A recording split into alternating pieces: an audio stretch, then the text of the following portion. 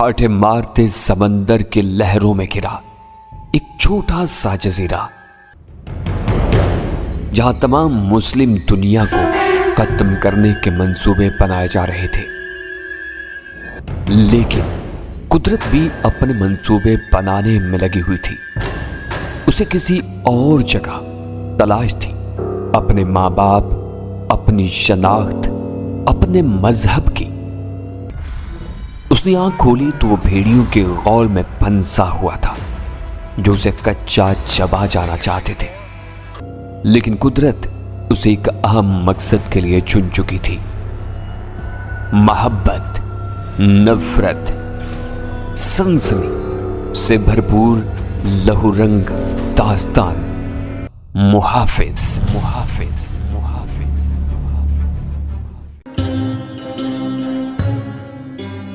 ممکن ہے پولیس راستے میں چیکنگ کر رہی ہو۔ آدمی مضبوط اعصاب کا تھا۔ ابتدائی شاک پر قابو پانے کے بعد اس وقت نارمل نظر آ رہا تھا۔ تم نے کیا کیا ہے؟ پولیس کسی بڑے معاملے کے بغیر اتنی سرگرمی نہیں دکھاتی ہے۔ یہی تو بات ہے، میں نے اب تک اس سرزمین پر کوئی جرم نہیں کیا تھا، اس کے باوجود پولیس ہاتھ دھو کر میرے پیچھے رہی۔ اب تک نہیں کیا تھا؟ اس نے الفاظ پر غور کیا۔ تو اب کیا جرم کر دیا؟ بچنے کی کوشش میں پولیس کا ایک شخص میرے ہاتھوں سے مارا گیا ہے، دوسرا زخمی تھا۔ اس کے چہرے پر ہراس نظر آیا۔ تم خطرناک شخص ہو۔ صرف اس وقت جب تم میری کوئی بات نہیں مانو گے یا کوئی گڑبڑ کرنے کی کوشش کرو گے، میں نے اسے اطمینان دلایا۔ برق رفتار پورشے سیاہ چکنی سڑکوں پر بے آواز پھسل رہی تھی۔ راستے میں کئی پولیس کاریں مخالف سمت میں اس طرف جاتی نظر آئیں جس طرف سے ہم آ رہے تھے۔ میں نے ہاتھ بڑھا کر ریڈیو آن کر دیا۔ ٹیون کرنے پر مجھے نیوز کاسٹر کی آواز سنائی تھی۔ میری توقع کے مطابق خبر میرے بارے میں تھی۔ آج شام پولیس نے مشتبہ دہشت گرد کو جوہانسبرگ کے ساحلی علاقے میں تلاش کر لیا تھا۔ ڈرائیور ولیم نے اس کی نشاندہی کی تھی۔ جب پولیس اسے گرفتار کرنے وہاں پہنچی تو اس نے فرار کی کوشش کی اور پولیس کی فائرنگ سے اس کی ساتھی لڑکی ہلاک ہو گئی۔ دہشت گرد کی جوابی فائرنگ سے ایک پولیس اہلکار زخمی اور ولیم ہلاک ہو گیا۔ میں ساکت رہ گیا تھا۔ ولیم اور شارٹی مارے گئے تھے، یہ سب جھوٹ تھا۔ میں نے انہیں یہودی تنظیم کے کارکنوں کے پاس دیکھا تھا اور اس وقت وہ زندہ تھے۔ گویا انہیں بعد میں مار کر سارا الزام پولیس اور میرے سر ڈال دیا گیا تھا۔ دکھی کی لہر میرے دل کو چیر گئی تھی۔ اس ملک کی سرزمین پر جس نے میری مدد کی یا کرنے کی کوشش کی وہ مارا گیا۔ میں دوبارہ خبریں سننے لگا۔ اس میں حیرت انگیز طور پر یہودی تنظیم کے کارکنوں کے مارے جانے یا زخمی ہونے کا بالکل ذکر نہیں تھا۔ تم تو کہہ رہے تھے کہ پولیس والا تمہارے ہاتھوں سے مارا گیا ہے؟ بستگت نے حیرت سے پوچھا۔ بکواس کرتے ہیں یہ، میں نے تلخی سے کہا۔ میرے ساتھ ایک ہپی لڑکی تھی جس سے میں آج ہی ملا تھا اور ڈرائیور ولیم کو میں نے آخری بار پولیس کے نرغے میں دیکھا تھا۔ مارے جانے والے پولیس مین سادہ لباس میں تھے۔ پولیس عوام کو دھوکہ دے رہی ہے۔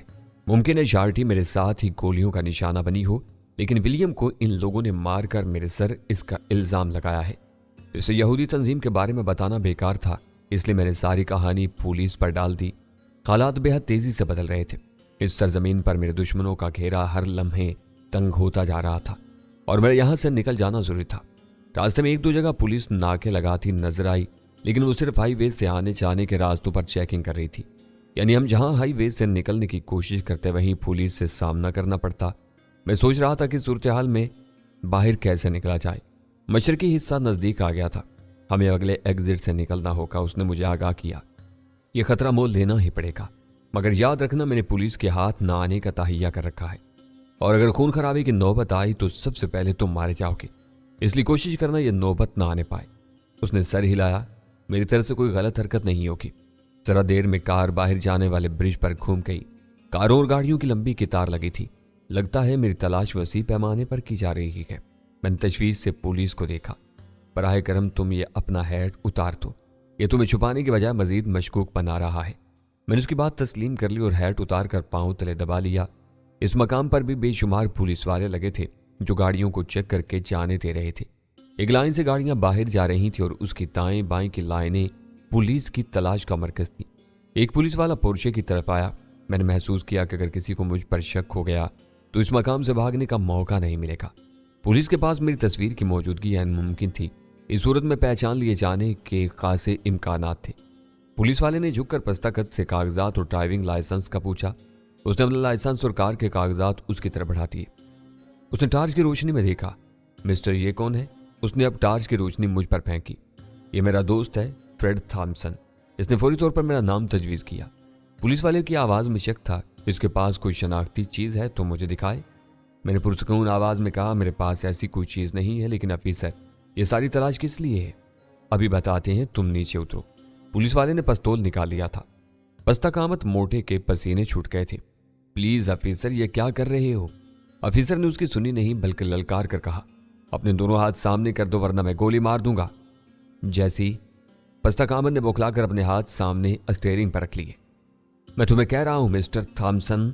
पुलिस ऑफिसर ने फिर ललकारा तो मैंने बादल नखास्त अपने हाथ सामने डैशबोर्ड पर रख लिए। इस दौरान में 2 पुलिस वाले मजीद आ गए थे। मुझे काबू में आते देखकर पस्तकामत ने चिल्लाकर कहा, यही है वो शख्स जिसकी पुलिस को तलाश है, इसे गिरफ्तार कर लो। मुझे नीचे उतार कर तलाशी ली तो मेरे पास सब मशीन पिस्टल और बम भी बरामद हो गए। फंस गए बेटे, मेरे दिल में कहा। मेरी मुकम्मल जामा तलाशी ली गई, बल्कि खौफजदा पुलिस अफसरों ने मुझे बम डिटेक्टर से चेक कराया कि कहीं मैंने जिस्म पर धमाका खेज मवाद न बांध रखा हो और इसको उड़ा न दूं। जब ऐसी कोई चीज़ बरामद नहीं हुई तो मुझे हथकड़ियाँ पहना दी गई थी। तो उसे आफाम पुलिस वाले सामने आए और मुझे गिरफ्तार करने वाले ने कहा, अच्छी तरह चेक कर लिया है, हम इसे लेने आए हैं, बस इसकी चेक नहीं की है। पुलिस अफसर ने बाँचे खिलाकर कहा था, वो तुम लोग चेक कर लेना। उसने नाकाबिले अशात जगह का जिक्र किया था। दोनों से आफाम पुलिस अफसरान मुझे बाजुओं से पकड़कर पुलिस कार तक लाए और इसके पिछले हिस्से में ठूंस दिया। मुझे बेहद मायूसी हो रही थी। कर्नल बोगार्ड और जान गरेज से बचने के लिए मैंने इतनी तवील जद्दोजहद की थी। अंकल पाल, वनीला, लिंडसे, विलियम और चार्टी मेरे लिए अपना खून दे गए थे, लेकिन ये सारी जद्दोजहद और खून राय कहाँ गया था। मुझे यकीन था कि मैं कुछ देर में कर्नल बोगार्ड या जान गरेज के सामने हूँगा जो मुझ पर कह के लगा रहे होंगे। थकन और मायूसी से निढाल होकर मैंने सर नशिस्त पर रख दिया। मुजरमों को ले जाने के लिए पुलिस कार का अकबी खाना खास तौर से महफूज बनाया गया था। अगले हिस्से और पिछले हिस्से के दरमियान में फुलादी जाली थी। खिड़कियों पर मोटे मजबूत शीशे थे और दरवाजे अंदर से नहीं खोले जा सकते थे। अंदर हैंडल ही नहीं था। इन इंतजामात का मकसद गिरफ्तार शुदगान को फरार से रोकना था। पुलिस कार बगैर सायरन के फ्लैश चलाती बुझाती सड़कों पर रवां थी और मुझे इल्म नहीं था कि वो किस तरफ जा रही थी। जाहिर है उसका रुख किसी पुलिस हेडक्वार्टर की जानिब था, मगर अचानक कार चलते चलते एक तारीक गली में दाखिल हो गई। दोनों से आफाम पुलिस अफसरान तेजी से नीचे उतरे। इनमें से एक ने अकबी दरवाजा खोला और मुझे एक पिस्तौल अपनी जानिब निगरान नजर आया। क्या वो मुझे गोली मारने वाला था? मैंने सोचा। मुझे कई अदद नालें अपनी जानिब निगरान नजर आई थी। हाथ उठा लो, किसी ने नाकिस उर्दू में कहा। बोलने वाला मकामी लग रहा था। मैंने हाथ ऊपर कर लिए। जरा सी देर में मुझे और साइमन को कई अफराद ने घेर लिया था। रोशनियां हमारे चेहरों पर इस तरह पड़ रही थी कि हम इन्हें वाज़े तौर पर देखने से कासिर थे। सुनो, हम किसी के दुश्मन नहीं हैं, हमें बरनामी कबीले तक जाना है। तुम्हें बरनामी कबीले तक क्यों जाना है? उस आवाज़ ने पूछा। हमारे साथ बरनामी कबीले की एक लड़की है, मैं इसे वापस पहुंचाने आया हूं।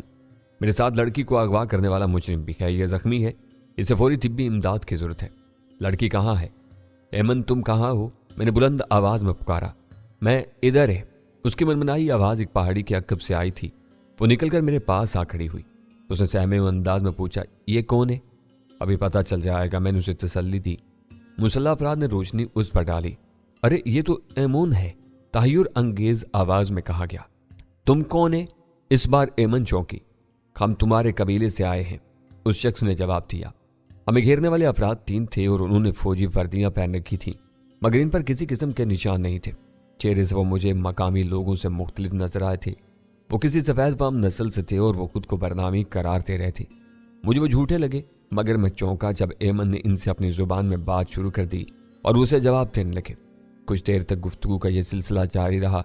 फिर एमन ने मुझसे कहा, यह हमारा लोग है, इधर ओता है।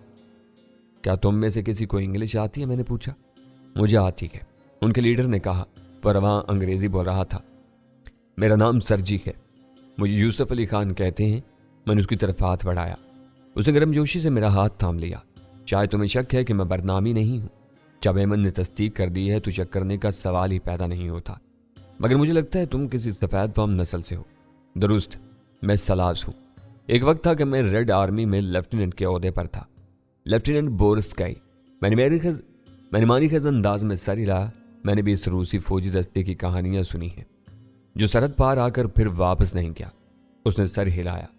वो सुकून मिल गया है जिसके लिए हमारे बाप दादा तड़पते रहे थे। सरजी के दोनों साथी साइमन का मुआयना कर रहे थे। एक ने सरजी से कहा, इसका जख्म बदतरीन हालत में है, इसे फौरी तिब्बी इमदाद की जरूरत है। हेमंत सरजी से अपनी जुबान में कुछ कह रही थी। दोनों तरफ की बातें सुनकर उसने फौरी रवानगी का हुक्म दिया। सबने मिलकर सामान समेटा, कचरों पर बार किया। सरजी के साथ ही कहीं से 2 घोड़े भी ले आए। एक पर हेमंत को सवार कराया गया और दूसरे पर मुझे बिठाने पर मुसर थे, मगर मैंने इस पर साइमन को सवार करा दिया। इसकी हालत बुरी हो रही थी और उसके लिए पैदल चलना मुहाल था। हम कोन नुमा पहाड़ी की तरफ रवाना हुए। मैं सरजी के साथ चल रहा था। क्या तुम लोग मुस्तकिल इस तरह पहरा देते हो? उसने जवाब दिया, नहीं, लेकिन हेमंत के अगवा के बाद से हमने अपने तौर पर वादी की हिफाजत के लिए पहरा देना शुरू किया है। हमारे पास सिर्फ वर्दियां हैं और असलहा भी। क्या बरनामी असलहा उठाने के कायल नहीं है? उसे नफी में सर हिलाया। ये लोग सही मानों में अमन पसंद हैं। अगर कोई एक थप्पड़ मारे तो ये दूसरा गाल पेश कर देते हैं। मुझे खासी कोशिश के बाद पहरे की इजाज़त मिली है। तुम्हारे साथ कितने मुसल्लह अफराद हैं? हमारी तादाद 22 है। हमारे 3 साथी गुज़िश्ता चंद सालों में चल बसे हैं। इनमें दस्ते का कमांडर कैप्टन शर्मन भी शामिल है। तब से मैं अपने आदमियों की क़यादत कर रहा हूँ। सर जी, क्या तुम लोगों को असलहा और कत्ल व गारतगिरी से नफरत नहीं होती है? हाँ होती है, लेकिन हम अपने दिफा के लिए हथियार उठाना नहीं भूले हैं। आका को कायल करने में बहुत मुश्किल पेश आई है। आका कौन? एक तरह से तुम उसे बरनामी कबीले का सरबराह भी कह सकते हो। वो 12 अफराद की कौंसल का सरबराह है जो कबीले के मामलात चलाती है। हेमंत किसकी बेटी है? ये कबीले के रूहानी पेशवा जनाब सरमानी की बेटी है। सरमानी नाम है, ये खताब मैंने दरियाफ्त किया। सरमानी नाम है। इस जगह रूहानी सरबराह के लिए कोई अलग से खिताब मखसूस नहीं है। महंसा आदमियों की हुक्मरानी से कहीं निजात नहीं मिलती है। सरजी ने गहरी सांस ली। मैं भी समझता हूँ ये बात, लेकिन कबीले के लोग बेहद सीधे हैं। इनके लिए जनाब सरमानी का फरमान ही सब कुछ है। तुम लोग पढ़े लिखे हो। अगर तुम्हारी मुराद सरहद पार बरनामियों से है तो हम सब यूनिवर्सिटी की सतह तक पढ़े हुए हैं। मेरा तजस्सुस भड़कता जा रहा था। किस चीज़ ने तुम्हें तुम्हारी वफादारियों को बदलने पर मजबूर किया? हम नहीं जानते। उसने गहरी सांस ली। इस इलाके में जिंदगी की मामूली सी सहूलत भी नहीं है, लेकिन हम यहाँ बेहद खुश हैं। हम पर कोई पाबंदी नहीं है, लेकिन हम में से कोई वापस अपने वतन जाने को तैयार नहीं है। क्या तुम्हें अपने घर वाले याद नहीं आते? अपने बीवी बच्चे? क्यों नहीं। हम में से कई अफराद शादीशुदा थे, वो भी वापस नहीं गए। तकरीबन सबका कोई ना कोई प्यारा मुंतजिर था। हमें इनकी याद आती है, लेकिन ये याद वापस वतन जाने पर नहीं उकताती है। हम में से अक्सर ने बरनामियों में शादी कर ली है। हमारे बीवी बच्चे अब यही हैं। कोई भी चीज़ इंसान से इनके प्यारों को दूर नहीं कर सकती है। मैंने ताज्जुब से कहा, क्या तुम लोगों ने सोचा नहीं कि यह शहर की कोई सूरत है? शायद, उसने सोच कर कहा। वैसे मैंने देखा है बाज़ बरनामी हैरत अंगेज सलाहियतों के मालिक होती हैं, खास तौर से रूहानी ख़ानदान के लोग। रूहानी ख़ानदान? मैं चौंका। तुम्हारा मतलब है जो मजहबी मामलात पर अजारदारी रखते हैं? मेरा मतलब यही है। एमन भी रूहानी ख़ानदान से ताल्लुक़ रखती है। इसकी हैरत अंगेज सलाहियतें मैंने भी देखी हैं। मैंने इसे अपने हाथ के ज़ख्म तेज़ी से ठीक हो जाने के बारे में बताया। ये कोई ख़ास बात नहीं है। मैंने इससे भी ज़्यादा शदीद ज़ख्म ठीक होते देखे हैं। जब हमने हमला किया था तो दर्जनों बरनामी ज़ख्मी हुए थे। फिर पूछगछ के दौरान में भी कई बरनामियों को ज़ख्म आए थे, लेकिन जब हम वापस आए तो वो तमाम अफराद महज 36 घंटे में पुरस्रार तौर पर ठीक हो चुके थे। किस चीज़ ने तुम लोगों को वापस आने पर मजबूर किया था? हमें? वो कहते कहते रुक गया। सामने एक छोटे से दर्रे से चंद बर्क रफ्तार घोड़े निकलकर हमारी तरफ आ रहे थे। चांद बादलों से निकल आया था और इसकी रोशनी में इर्द गिर्द का मंजर वाज़ेह था। सरजी ने आहिस्ता से कहा, अब इस मौजू पर बात मत करना, मैं मौका निकाल कर तुमसे बात करूंगा। मैंने सर हिलाया। ये आने वाले कौन है? इनका ताल्लुक बरनामी कबीले ही से है। क्या तुम लोगों की आमद की इत्तला मिल गई है? वो कैसे? मैंने हैरत से कहा। तुमने कोई इशारा नहीं दिया था? हाँ, मैंने देखा इन लोगों को बहुत सारी बातें बगैर किसी जरिए के खुद ब खुद पता चल जाती हैं। जैसे अगर कोई बरनामी बाहर से वापस कबीले में आए तो उसकी आमद की खुद ब खुद इत्तला फैल जाती है। ओहो, ये तो जनाब सरमानी है। सबसे आगे वाले घोड़े पर एक पस्ता कामत मगर मजबूत जिस्म का शख्स था। उसने चुगा-नुमा लिबास पहन रखा था और सर पर गोल सी टोपी थी जो किसी कदर ऊंची थी। सफेद दाढ़ी मूंछों ही से उसकी उम्र का पता चलता था, वरना जिसामत से वो हरगिज ज्यादा उम्र का नहीं लगता था। उसकी आंखें इतनी रोशन थीं कि इन पर 0 वाट के बल्बों का गुमान होता था। इमन घोड़े रुकने से पहले उसकी तरफ लपकी और जैसे ही घोड़ा रुका वो उसके पैरों से लिपट गई। बाबा, बाबा। आगे जो उसने कहा वो मेरी समझ से बाहर था। सरमानी ने खुद घोड़े से उतरने के बजाय इसे ऊपर खींच लिया और फिर सरजी से मकामी जुबान में कुछ कहकर वापस चला गया। इसके साथी भी इसके पीछे जा रहे थे। मैंने सरजी की तरफ देखा। हमारे लिए क्या हुक्म है? तुम्हें मेहमान खाने पहुंचाना है और इसे इलाज के मरकज, इसे ये लोग अस्तापा कहते हैं। साइमन पर गशी तारी हो रही थी। वो घोड़े पर सामने की तरफ झुका जा रहा था। इसे सहारा देने के लिए सरजी का एक साथी उसके पास घोड़े पर सवार हो गया और उसे लेकर वहां से रवाना हो गया। मैं और सरजी पैदल ही थे। कोहनुमा पहाड़ी से दूसरी तरफ जाने वाले दर्रे के तहाने पर सरजी ने अपने एक साथी को छोड़ा और मुझे लेकर दर्रे से गुजरने लगा। जहां दर्रा खत्म हुआ वहां से एक पतला सा रास्ता था जिससे गुजरकर हमें परनामी कबीले की आबादी तक पहुंचना था। इस पतली सी पगडंडी के दोनों तरफ गहरे नशीब थे और इनसे गुजरना दिल गुर्दे का काम था, क्योंकि लड़खड़ाने की सूरत में सहारे के लिए वहां कुछ नहीं था। सर जितनी बेपरवाही से इस पर चलने लगा जैसे अपने घर के कालीन पर चल रहा हो। यह पगडंडी मुश्किल से 100 गज लंबी थी, लेकिन इससे गुजरते हुए मेरा 1 किलो खून खुश्क हो गया था। दूसरी तरफ पहुंचकर मैंने माथे का पसीना साफ किया।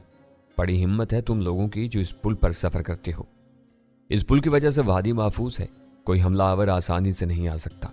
मैं हंसा जब भी तुम लोग और फिर ये फरंगी साइमन वादी तक चले आए। इसके बाद ही यह पगडंडी बनी है, वरना पहले खासा छोटा रास्ता था। आराम से कई घोड़े इस पर साथ साथ दौड़ सकते हैं, जिन्हें दस्ती बम की मदद से गिराकर इस पुल का खात्मा किया जा सकता है। क्या वादी में दाखिले का यही एक रास्ता है? नहीं, एक और रास्ता भी है जो अफगानिस्तान की तरफ जाता है, लेकिन इसे बंद कर दिया गया है। सिर्फ एक सुरंग है, उसका पता भी हर एक को नहीं है। वादी के चंद अफराद ही इसके बारे में जानते हैं। चांदनी में हमवार मैदान वाली वादी दूर तक फैली थी। इतने बुलंद इलाकों में इतनी वसी और हमवार वादी का वजूद हैरत अंगेज था।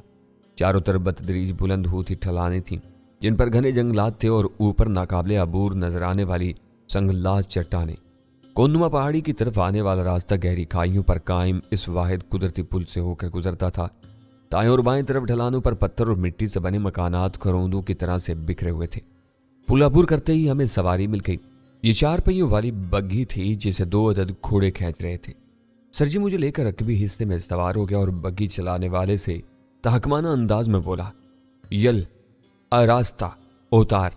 इसका मतलब क्या हुआ? मैंने पूछा। मैंने उसे कहा है हमें मेहमान खाने ले चलो। बग्घी तेज रफ्तारी से वादी के दाहिनी जानिब नजर आने वाली आबादी की तरफ दौड़ने लगी। इसके चलने के लिए बाकायदा सड़क नुमा रास्ता था, जिस पर घोड़े बेफिक्री से दौड़े जा रहे थे। वादी की फिजाई एक अनोखी खुशबू से महक रही थी। खासी यकबस्ता हवा के बावजूद सांस लेना खुशगवार काम लग रहा था। मैंने सरजी की तरफ देखा। मेरा सामान, इसकी फिक्र ना करो, मेरा साथी यहाँ सब पहुंचा देगा। इस इलाके में चोरी और दूसरे जराइम का कोई शौर नहीं है। यकीन करो, मेरे 10 साल से यहाँ कोई जुर्म नहीं देखा है। परनामी अपने मुजरमों के साथ सलूक क्या करते हैं? कौन से मुजरिम? एक तो यही जो मेरे साथ आया है। इसने वादी से एमन को अगवा किया और जब इसे छुड़ाने के लिए बरनामी गए तो इसने इन सब को कत्ल कर दिया। ये शख्स 6 अफराद को मेरे सामने मार चुका है। सरजी साकित हो गया। वो सब मारे गए? कम से कम एमन ने यही बताया है। वैसे हमें अपने इलाके में एमन के अलावा कोई शख्स नहीं मिला। इन पर हमला वहीं किया गया था। बहुत बुरा हुआ। इस ग्रुप में मेरे 2 साले भी थे। मेरी बीवी पागल हो जाएगी। वो अपने भाइयों से बहुत मोहब्बत करती है। मुझे अफसोस है, कायरी से बताना पड़ेगा, सरजी ने खुद से कहा। बग्घी जिन इमारतों के पास से गुजर रही थी वो ज्यादातर सरकारी टाइप की थी, बड़ी और साफ सुथरी। इनमें से बेशतर खामोश पड़ी थी। इन इमारतों के अक्कम में लकड़ी और पत्थर से बने आलीशान घर थे। इनकी रोशनियां बता रही थी कि ये बरनामी उमरा या हुक्मरानों के घर हैं। करीब के घर में इतना चरागा कहाँ होता है? फिर ये मकान खासे बड़े थे। वादी के मायार से इन्हें हवेली कहना मुनासिब था। सरजी ने तस्दीक की। ये वादी के आला तबके की रहाइश गाहें हैं। यहाँ भी आला अदना की तकसीम है। मैंने सर्द आह भरी। वो तो जन्नत दोजख में भी होगी। सरजी मुस्कुराया। वो तकरीबन 40 बरस का खुशरू शख्स था, मगर सामने से उसके बाल उड़ना शुरू हो गए थे। दारुल इलाज यानी अस्ताया किस तरफ है? मैंने मौजू पतला। वो मेहमान खाने से जरा आगे है। अब तक साइमन वहां पहुंच गया होगा। वैसे इसके हाथ की हालत बताती थी कि इसे काटे बगैर कोई चारा नहीं है। मैंने सुना है, बल्कि देखा भी है, कि ये लोग महज नजरों से गहरे जख्म ठीक कर देते हैं। हाँ, लेकिन दुश्मन के नहीं। साइमन इनका दुश्मन है। तभी एमन ने भी इनकार कर दिया था। इसलिए मैं बग्घी एक रविश में घूम गई जिसके दोनों तरफ वसी बाग था और आगे जाकर ये रविश एक वसी इमारत के सामने खत्म हुई थी। बग्घी इस इमारत के सामने रुकी जो लकड़ी के नफीस तख्तों को जोड़कर बनाई गई थी। मैंने महसूस किया कि इमारत से अनोखी खुशबू आ रही थी। सरजी नीचे उतरा। मैं इसके साथ था। इसने बरामदे में लटकी रस्सी खींची। अंदर इमारत में कहीं घंटी बजी। 1 मिनट बाद एक मुअम्मर शख्स से आंखें मलता नमूदार हुआ। सरजी को देखते ही वो चौंकन्ना हो गया। खैर आका? सरजी ने मकामी जुबान में उसे हदायत दी और मुझसे कहा, इसके साथ जाओ दोस्त, ये तुम्हारे आराम का ख्याल रखेगा। जाने से पहले एक बात बताते जाओ, पिछले दिनों में वादी की तरफ कुछ और बाहर वाले आए थे, शायद एक मर्द और एक औरत, मुमकिन है इनके साथ कुछ और लोग भी हों। सरजी ने नफी में सर हिलाया। पिछले 1 महीने से इस तरफ कोई नहीं आया। 1 महीने पहले वो ताजर आए थे जो यहां से सामान लाते ले जाते हैं। क्यों, क्या बात है? ओह, मुझे मायूसी हुई थी। मेरे साथ मेरे 2 साथी और भी थे। हम यमन को लेकर वादी की तरफ आ रहे थे। रास्ते में साइमन ने अपने साथियों समेत हमला किया और मेरे ये 2 साथी मुझसे बिछड़ गए। मेरा ख्याल था कि वो शायद इस तरफ आए। तुम फिक्र ना करो, मैं इन्हें भी देख लूंगा, उसने तसल्ली दी। लगता है तुम्हारे पास कोई लंबी कहानी है। अभी तुम आराम करो, कल सुबह शायद तुम्हें आका के सामने पेश होना पड़े। यहाँ भी आका ही होते हैं? मैंने ठंडी सांस ली। क्या मतलब? वो बोला। मैंने उसे आका के मानी समझाया तो उसने कहा, नहीं, परनामी में आका के माने बड़े भाई या बुजुर्ग के हैं। अब तुम जाकर आराम करो, सुबह मुलाकात होगी। रात का आखिरी पहर था। थकन और नींद को आर्जी तौर पर नई सूरत हाल ने दबा दिया था, लेकिन आराम का मौका नजर आते ही मुझे जमाइयां आने लगी। मुलाजिम ने मकामी जुबान में कुछ कहा जो मेरे सर से गुजर गया, मगर इसका मफहूम यही हो सकता था, आइए सरकार तशरीफ लाएं और आराम फरमाएं। मेहमान खाना काफी पुरतायुश किस्म का था। अंदर जा बजाय शम्में रोशन थी। मुलाजिम मुझे अकबी तरफ के एक कमरे में लाया। इस वजी कमरे में एक अदद मसहरी के अलावा बैठने के लिए सोफा नुमा कुर्सियां और मेज भी थी। मसहरी के पास तातजदान था जिसमें सलीके से लकड़ियां चुनी गई थी। इमारत के बाहर महसूस की जाने वाली खुशबू यहाँ और भी तेज हो रही थी। मुलाजिम ने लकड़ियों को आग दिखाई और फिर इन पर कोई तेल नुमा चीज छिड़की। एकदम आतिशदान में आग भड़क उठी थी। कमरे में खुशगवार हरारत फैलने लगी। लकड़ियां अच्छी तरह खुश्क हुई थीं क्योंकि इनसे धुएं का हल्का सा निशान भी नहीं निकला था। मुलाजिम ने बिस्तर की तरफ इशारा किया। बिस्तर मुझे बुला रहा था और पूरे जिस्म में एक मीठी सी थकन थी। मुलाजिम ने पानी के बारे में पूछा। मेरे इनकार पर इशारे से खाने का पूछा। बाबा, अब तुम जा सकते हो।